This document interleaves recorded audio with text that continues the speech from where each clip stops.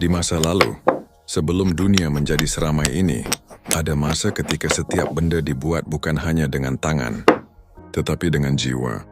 Setiap ukiran, setiap guratan di atas batu adalah doa yang disembunyikan di dalam keindahan. Di bengkel-bengkel kecil yang diterangi cahaya minyak, para perajin duduk dalam hening. Mereka bukan sekadar membuat perhiasan, mereka memahat hubungan antara manusia dan alam semesta. Asap dupa mengalir lembut, seolah membawa pesan ke dunia roh. Batu giok, perak, dan emas bukan sekadar bahan, melainkan saksi atas perjalanan jiwa yang mencari keseimbangan. Dalam setiap kalung tersimpan mantra tentang perlindungan. Dalam setiap gelang ada doa untuk ketenangan. Dan dalam setiap cincin ada harapan agar cinta tetap utuh, meski waktu berubah dan tubuh menua. Para leluhur percaya bahwa benda yang dibuat dengan kesadaran akan hidup selamanya. Ia menyimpan energi orang yang menciptakannya dan meneruskan pesan itu kepada siapapun yang memakainya. Kini, di dunia modern yang serba cepat, kita mulai lupa bahwa benda juga bisa berjiwa. Tapi ketika kamu memegang perhiasan tua dan merasakan getaran halus yang tak bisa dijelaskan, itu bukan kebetulan. Itulah napas leluhur yang masih berbisik lewat batu, logam, dan doa yang tak pernah pudar. Setiap bahan yang digunakan oleh para leluhur tidak pernah dipilih sembarangan. Mereka tidak mengenal istilah hiasan, karena bagi mereka setiap benda adalah penjaga energi. Sebuah batu, sepotong logam, bahkan sehelai benang bisa menjadi penghubung antara tubuh manusia dan kekuatan semesta. Lihatlah batu giok hijau dingin di tangan tapi hangat di hati. Dalam tradisi timur, giok dipercaya menyimpan napas bumi, energi kesabaran, ketenangan, dan umur panjang. Bagi para leluhur, mengenakan giok berarti menenangkan arus pikiran, mengundang kedamaian yang tidak bergantung pada dunia luar. Bukan karena batunya magis, tapi karena getarannya sejalan dengan ketulusan jiwa pemiliknya. Lalu ada akar bahar, gelap berliku dan penuh misteri. Ia berasal dari dasar laut, tempat di mana cahaya jarang menyentuh. Para nelayan tua percaya akar bahar membawa perlindungan, menolak gangguan dari makhluk halus dan menenangkan amarah. Bagi mereka, mengenakan akar bahar bukan sekadar menjaga tubuh, tapi juga menenangkan arus energi yang tak terlihat, agar hati tetap kokoh seperti karang di bawah ombak. Dan perak, logam putih yang lembut dan murni. Dalam banyak tradisi, perak disebut cermin bulan. Ia menyerap cahaya malam, membawa keseimbangan antara rasa dan logika. Orang-orang bijak mengenakannya saat ingin menenangkan batin, karena perak diyakini mampu menyerap energi gelap dan memantulkan kembali cahaya ke dalam jiwa. Para leluhur percaya setiap bahan memiliki roh. Mereka tidak membuat perhiasan untuk pamer keindahan, melainkan untuk menjaga harmoni antara diri dan alam. Ketika perhiasan itu dikenakan, ia menjadi perantara antara yang terlihat dan yang tak kasat mata. Itulah sebabnya dulu setiap perhiasan dibuat dengan ritual. Ada doa, ada niat, ada keheningan. Sebelum giok dipotong, mereka mengucapkan permohonan maaf pada bumi. Sebelum logam dilelehkan, mereka menyalakan dupa untuk memanggil restu langit. Dan sebelum perhiasan diberikan pada seseorang, mereka menyentuhkannya pada air suci agar energi yang hidup di dalamnya tetap murni. Kini, mungkin banyak yang telah lupa akan itu. Namun bagi mereka yang masih peka, yang masih bisa mendengar bisikan halus dari benda-benda tua, setiap perhiasan tetap berbicara. Ia menyampaikan pesan yang tidak bisa diucapkan kata. Ia membawa jejak tangan-tangan bijak dan doa yang tidak pernah benar-benar mati. Setiap benda memiliki ingatan. Setiap logam, batu, dan serat yang disentuh manusia menyerap sedikit dari jiwanya. Begitu pula perhiasan kuno, ia bukan sekadar peninggalan, melainkan wadah yang menyimpan getaran dari masa silam. Bayangkan cincin yang pernah dikenakan seorang wanita pada abad lalu. Setiap senyumnya, setiap tetes air matanya, setiap harapan yang ia bisikkan pada langit malam, semuanya terekam di sana, di dalam dinginnya logam, di balik kilaunya yang redup. Perhiasan itu membawa serpihan kisah, dan ketika engkau menyentuhnya, seakan sebagian dari masa lalu itu bergetar pelan dalam dirimu. Begitulah cara energi leluhur bekerja. Ia tidak mati, hanya beristirahat, menunggu disentuh oleh tangan yang siap, oleh hati yang terbuka, oleh jiwa yang mampu mendengarkan tanpa tergesa.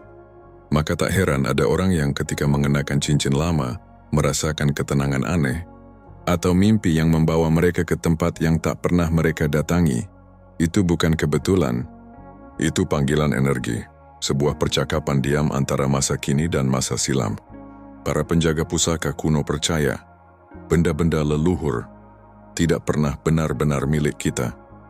Kita hanya menjadi penjaga sementara, melanjutkan perjalanan panjang mereka, sampai akhirnya mereka menemukan rumah baru yang sesuai. Sebab benda-benda itu juga punya takdir, dan takdir mereka seringkali selaras dengan takdir manusia. Ketika seseorang mengenakan kalung giok dari nenek moyangnya, ia tidak hanya membawa batu, ia membawa doa, perlindungan dan cinta yang pernah dipanjatkan berabad-abad lalu. Dan ketika ia merawatnya dengan kasih, energi itu tumbuh, berbaur dengan jiwanya, menjadi warisan yang lebih hidup dari sekadar benda.